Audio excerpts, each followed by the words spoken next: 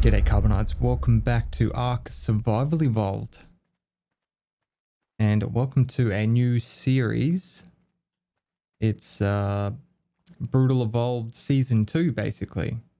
Alright, so as usual this is going to be the pilot episode where we go through the rules and settings, mods, that sort of thing. And if you want to skip that just go straight to the gameplay, you can do that by skipping this video and going to episode 1. Alright, so those of you that have stuck around, if you've watched the previous series, Brutal Evolved, you'll know that I absolutely loved it, for one, but I really wanted to turn it into a mod, and that's what I've done. So that's where I've been working on this mod, and I think it's in a really good position now, and I'm really excited to show it to you guys. So as we play through, I'll go through like some of the finer mechanics, because it is quite complex. It's a lot more complex than what the last series was, and that's because I have a lot more control over it due to it being a mod, and we don't have to rely on rules anymore. It's it allowed me to incorporate a few things that we didn't even have in the first Brutal Evolved. So I've taken what I've learnt from Call of the Wild and inserted that into Brutal Evolved, Brutal Ark as well. And so we will have dinos attacking our base randomly. It's not like an event-based thing. Like it doesn't happen all the time. It's meant to be just like a layer on top of your general gameplay. Just sort of something that happens like on a surprise type of thing, which I think is really cool. It adds a little bit more, I don't know, something more dynamic to the gameplay, which is really cool. Okay, so many of you expressed your interest in playing Brutal Evolved, but you said you couldn't because the people on your server wouldn't follow the rules. And I think that was part of my motivation in creating this mod, because I wanted to make it so everyone could play Brutal Evolved. So that's what the mod does. The mod enforces the rules, so you don't need to worry about people obeying them. All right, so on this server, we have a 1500 max dino level. The mod will force all dinos to be untamable unless they're 300 or lower. And with the exception of tech dinosaurs, they can go up to 360, and Wyverns and Rockdrakes, they are 380 is the max. Yeah, so basically same rules as last time, but they're not rules anymore. They're actually mod features. Okay, so if you when you first spawn in, you'll get a little warning that comes up on the top of the screen that tells you need to be in a tribe before you continue. So that's what we're going to do. We're going to create a tribe. I might actually, oh no, that should be right. Yeah. I was just thinking because I've already been on the server with another tribe name. I don't want to screw it up, but it's all right. I labeled that tribe differently. All right, and we have spawned in Viking 3. This is my favorite area to start off with.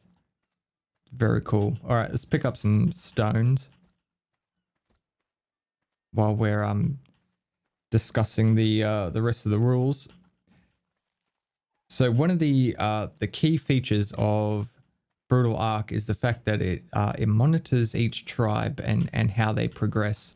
So all this stuff that I'm collecting now will eventually be turned into threat. It'll be calculated into threat according to the mod, and we will be attacked based on that basically. So there's a number of different categories Right now, picking up stuff is classed as ecological threat, and that plays a certain part in how we get attacked. Putting down defenses and having really good armor and weapons, that sort of thing, that's it's another type of threat.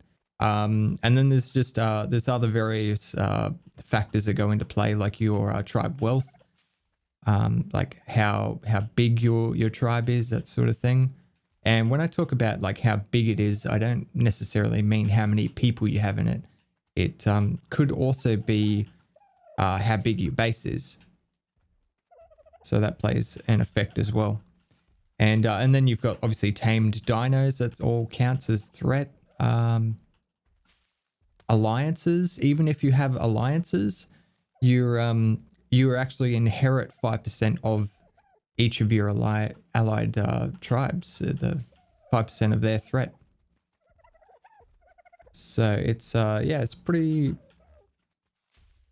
in depth. I'm really happy with it.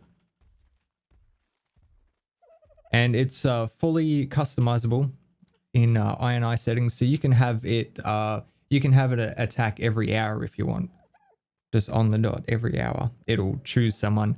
The way it chooses people is it looks at threat, and it's a weight-based chance. So the higher threat that you have, the higher chance you have of being chosen. But it doesn't rule out everyone. So even me right now, I'm starting late on this server. All the Patreons are pretty well advanced because I've been working on the mod, obviously, and they've been playing. But they're pretty advanced. I could still get chosen. You can't rule it out. There is a possibility. Now, to stop people from getting absolutely hammered as soon as they log on to a server, there is a threshold that you need to reach before it'll consider choosing you. And that's configurable with the I settings. So you can have it set really, really low. So players don't really need to do much before they're considered a threat. Or you can set it up really high to give people a chance to get established first. And I'll make a separate video on how to set up the mod and all that sort of stuff. Because it is pretty complex, and I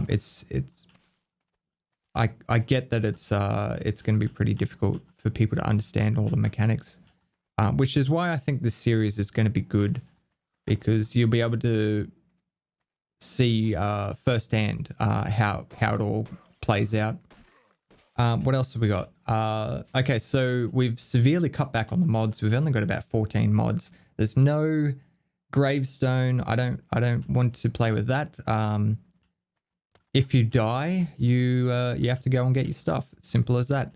And part of the mod actually punishes you for dying, so you actually lose 5% of your XP when you die. And while you're at low levels, it's totally fine. You'll hardly even notice it, but at high levels, that can be devastating, to the point where you might go back as far as like 3 levels in terms of XP.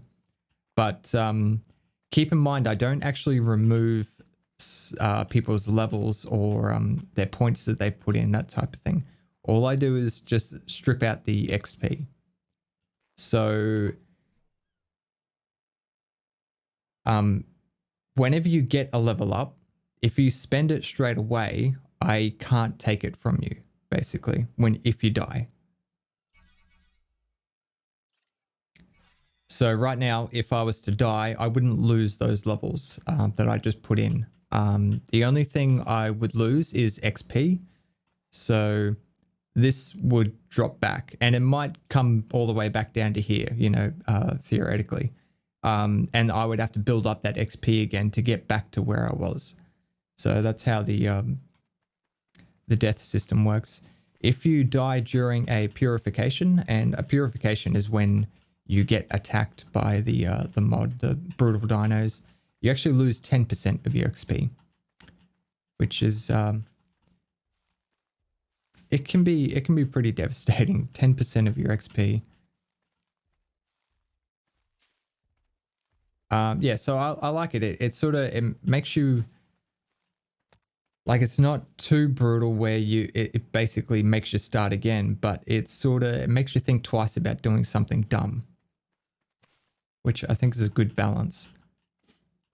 Okay, so another huge factor in the mod is the building system. I've put in a system to limit where you can build. Basically, you have to put down a claim block and claim an area as your own, and you can only build within that. Now, there's 3 different types of claim blocks, all with their own different purposes. This one here is the temporary claim patch. So this only lasts for a certain amount of time, and you can configure how long it lasts in the INI settings. By default, it's set to an hour. You can build you can build anything you want in there, but like I said, after the time runs out, the whole thing demolishes by itself. So it's good for FOBs if you're on a PvP server. Or you can build a trap or whatever you want. The next one that you unlock at level 16 is a mobile claim area, which can only be placed on a raft or a platform saddle. And the other 2 claim areas can't be placed on platform saddles, so they're only stationary ones. Now, the mobile one has a little bit more restrictions into what you can build. You can't build anything that has an inventory on it. So it's mainly for just mobile traps and things like that, where you just want to build a structure on a raft and get around. But you can't actually store anything, can't have a mobile base.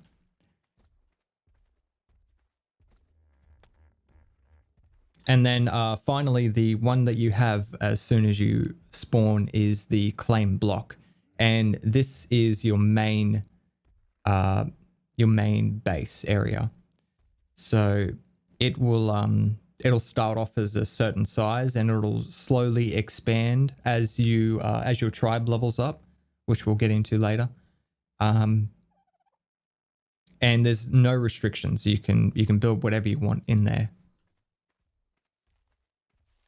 So it's really cool for keeping servers nice and clean, which is something I always had a trouble with.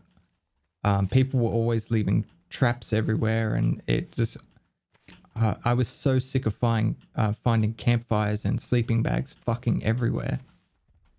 So yeah, this is good. Server stays nice and clean, and I don't need to yell at anyone. This is a massive intro video. Sorry guys. There is a lot to go over though, and I'm not going to be able to cover it all. We're going to have to explain it as we play through. I might go for a bit more weight. Okay, so another thing that I wanted to talk about is the use of flyers. So we don't have gravestones. We don't have teleporters. So what I've done is I've allowed the taming of flyers, but what I've done is the mod has an INI setting to allow an additional flyer nerf. And what it does is it increases the stamina cost of flyers to a crazy level, to the point where they're not good to use for attacking and flying around long distances. They're good for short distances and stuff like that. Or if you just need to get up higher somewhere or something like that, they're great. But this is it's just to stop everyone from using flyers constantly. And I think I've done a pretty good job of it, because on a Pteranodon, if you attack like 4 times, that's it. You're out of stamina and you've got to land. So it makes them useless for fights, which is what I wanted. Like a flyer should be just for getting to, you know, like up on top of that ledge or something, you know, just going from perch to perch. But like I said, that's INI configurable. So if you're unhappy with that, which I'm sure most people would be, you can turn it off. All right, so I'm gonna show you guys where we're gonna be building. Actually, I should probably do that in the next video because you know, gameplay and such. I think I've covered the majority of it. I'm really looking forward to it. It's going to be a lot of fun. What I'm most looking forward to is actually hearing from you guys. Like if any of you guys try it out, there'll be a link in the description if you want to read up on the mod page. Heaps and heaps of information on there. I spent weeks writing all that shit up. So yeah, lots of information if you want to read up on it. And yeah, try it out. Definitely try it out. It's it works like a total conversion, or I should say it plays like a total conversion, because it feels like a fairly big overhaul, but it's actually just a regular mod and it's compatible with a lot of other mods. The only things you might have issues with are those difficulty mods. Other than that, you should be pretty right with basically any other mod, which is pretty cool actually. So yeah, definitely give it a go. All right, and I will see you guys in the next video.